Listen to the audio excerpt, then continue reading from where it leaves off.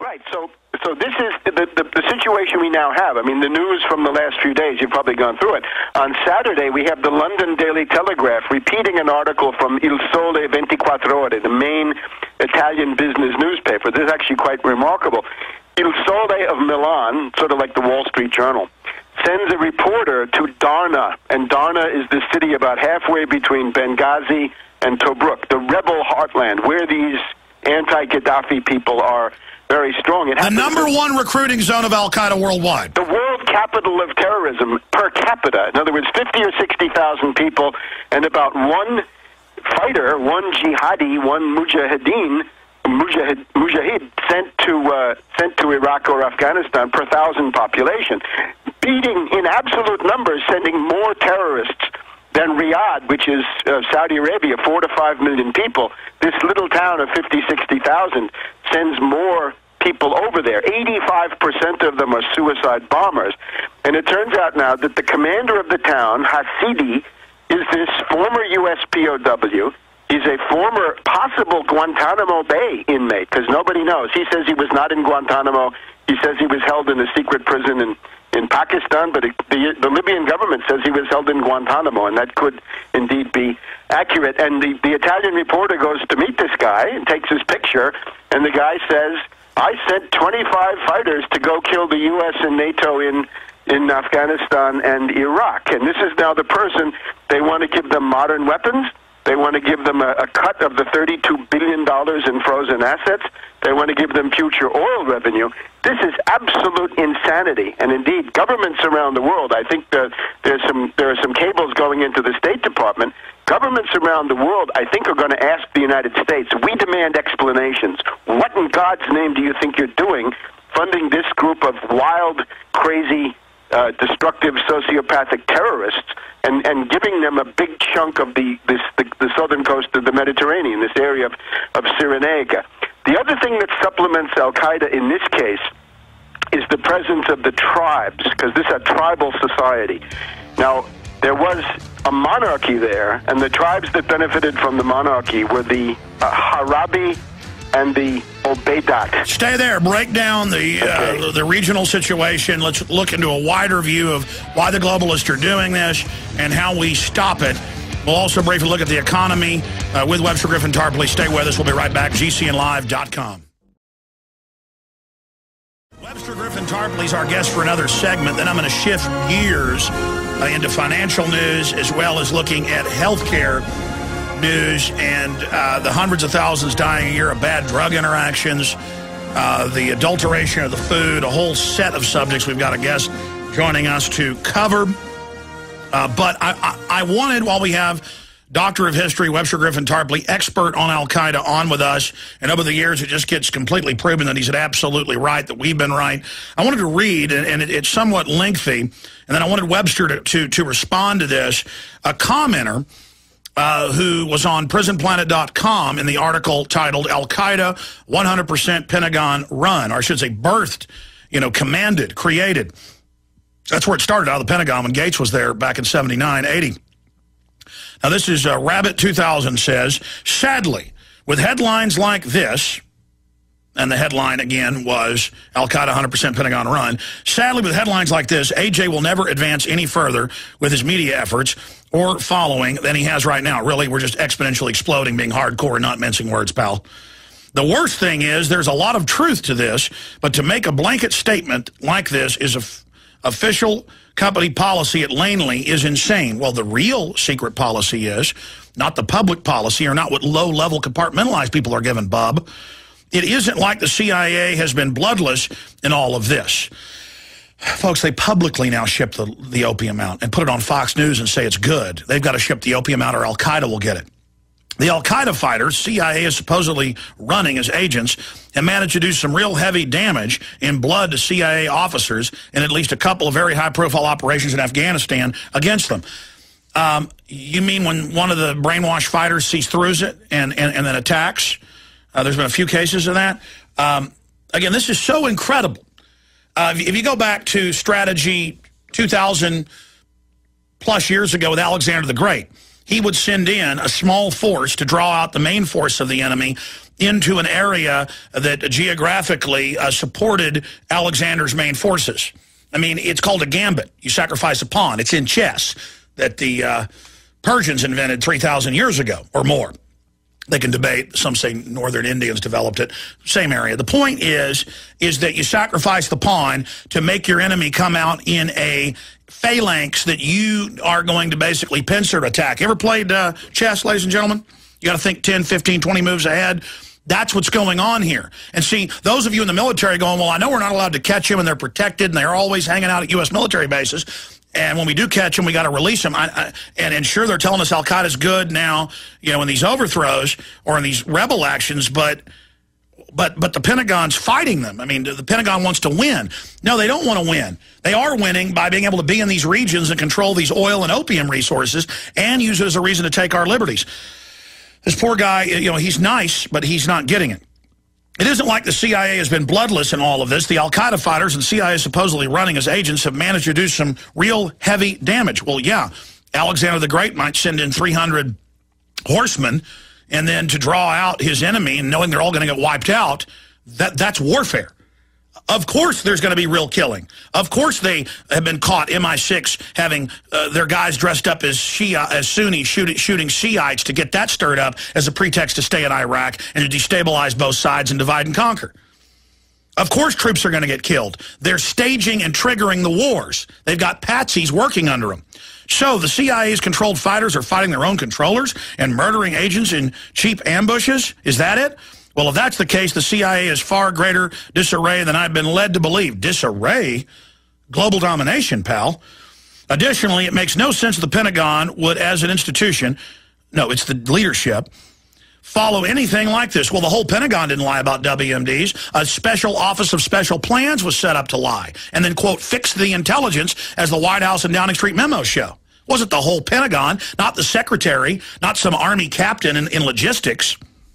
Additionally, it makes no sense the Pentagon would, as an institution, follow anything like this policy. They are taking it right in the shorts, or far worse than any of the other organizations on Earth from these jihadi fighters. You mean how they let the troops use DU, that's a slow death?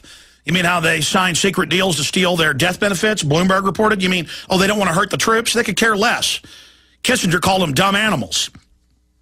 Now we're supposed to accept that the Pentagon as a whole is actually running their own worst and most lethal enemy. Well, they are running them. It's public. Come on, it's laughable. But this doesn't mean it passes the laughing test.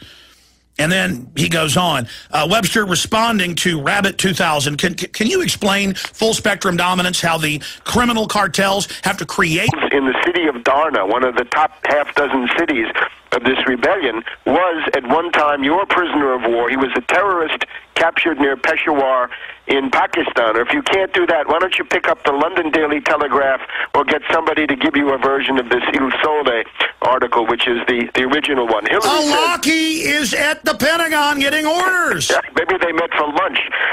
Hillary says we have no 100% insight into this. Well, in that case, you better back off then, shouldn't you? It seems to me that this is going to become a huge issue now, and it's good that you're out in front on it. I see this issue of the U.S. supporting Al-Qaeda in Libya out of this awful opportunism, right? Because that's what it is. It's the idea that you can somehow control the outcome. What they've forgotten is the Frankenstein monster principle. You create these covert operations, you think you can control them, and sometimes you can't. I mean, if you look at the story of Lenin, or to some degree the story of Hitler, these are each in its own way covert operations that escaped from control and turned against the people that had fomented them at the beginning. But now I see inside the United States, this has been on all the cable networks. Hannity is going with it. MSNBC is having to respond to it. And the Russian Foreign Minister Lavrov has made, I think, an important turn towards a sharper criticism of what's going on there after having been in a kind of a fence-sitting position for a while. It seems to me this is going to become a big issue. How do you go into northern Pakistan and kill people with Predator drones and attack wedding parties with the idea that you're attacking Al-Qaeda when you're also embracing, arming, financing, and indeed defending with propaganda Al-Qaeda in Libya? How do you go to other places around the world and accuse people of being Al-Qaeda? As Obama said, we're going after Al-Qaeda everywhere, not in Libya, not in Yemen. The mother of Al-Qaeda, the little bit of the history of it, the mother organization is this Muslim Brotherhood. Back in the 1920s, the British saw in Egypt that there were strong anti-colonial, anti-imperialist, pro-national, nationalist tendencies in the Waft Party, which was the main political party in Egypt. So they created a brand of very benighted Muslim fundamentalism, which essentially was the rejection of modernity. It was extremism. It was a radical rejection of modern technology, modern institutions, and the modern world. And that's the Muslim Brotherhood, and that comes from the 1920s. Which is what the globalists want, so that these highly advanced societies that invented mathematics and writing, they can never get on their feet and be independent. This is a war against civilization. Exactly. These are obscurantists. They're anti-science. They're anti-intellectual and all this. Today, the Muslim Brotherhood exists as a British kind of Freemasonry. It's a British masonry which appeals to doctors, lawyers, professors. But in those poor societies, doctors, lawyers, professors often have a very oligarchical mentality, right? They think that they're some kind of elite or patricians, rather different from what we have here, where these people are not so different socially. They're like a milk nobility. Okay, yeah, something like that. They have, pretenses, right? They believe they should rule. Well, out of that, right, you spin off out of that, the second or third generation of that, then can become people who are interested in violence. Notice that the Al-Qaeda ideology is perfect. It's made to order.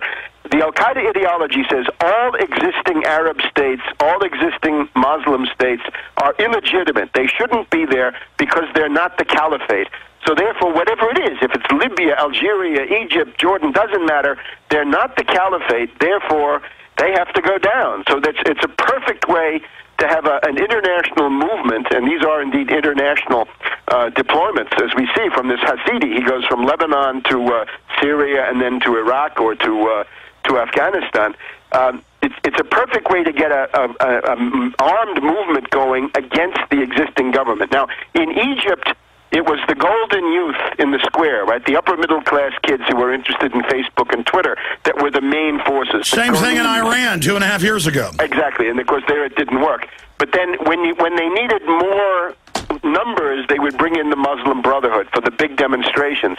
But then, as we see in Libya, if the regime fights back and uses military force against military force, because those guys in Egypt, those demonstrators, they were violent from the beginning. They were lynching policemen. They were burning down the party headquarters, killing people with arson and God knows what. Well, it's the same thing in Libya, and we don't like Gaddafi, but the point is he's not the globalist pick, so he's better than them. They were attacking. They had armored vehicles. They were attacking government buildings, and our media called them protesters. Right, and the very important thing to see, these two tribes that I mentioned, the tribes that are the basis of this Libyan Islamic fighting group and of Al-Qaeda, the Harabi and the Ubaidat, they're racists. There's a tribal group in the southwest corner of Libya called the Fezan, and they are either black or very dark. And at the beginning of the rebellion, you heard this propaganda line, that everybody who was black in Libya was a mercenary brought in by Gaddafi to fight against these wonderful rebels. So that meant that if you were from Chad or Mali or Somalia or Eritrea, you were going to be lynched. And they lynched a lot of people. They massacred, I read stories, 50, 60 people in a factory run by a Turk. They were from Chad. The rebels came in, killed them all. You never heard a word about that. These are people who are racist, and it extends to the black and dark tribes of southwest Libya, again, the so-called Fezan. If that rebel army ever got into western Libya, the Harabi and the Ubaidat would start killing the Qaddafi, that's Gaddafi's tribe, the Megrahi, or another important tribe, the Warfala, and the Fezan. So there would be genocide. So the UN resolution says we're protecting civilians, and it would actually turn out to be genocide. Interesting story. The woman on the weekend who claimed she was raped, Obeidi, well, you look at her name. She's Obeidi. What does that mean? It means she's from the Ubaidat tribe. And the Ubaidat tribe is an elite group inside the Harabi, the Ubaidat. So therefore we have to ask ourselves, what is the woman who comes forward claiming she was raped, and she is from the Obeidi. Is she not perhaps a Jessica Lynch? Is she not another Kuwait incubator babies? Is she not another Neda? Well, by the way, our media is saying these rebels are like George Washington and are the most loving people, but it's admitted, buried in all the news, that they're just grabbing people they don't know or people they had scores with, lining them up and shooting them. Absolutely. And the media's like, and then Egypt last week banned all protests. The media's like, that's freedom. Yes, yes, tyranny is good, and Al-Qaeda is good, and we're like, no.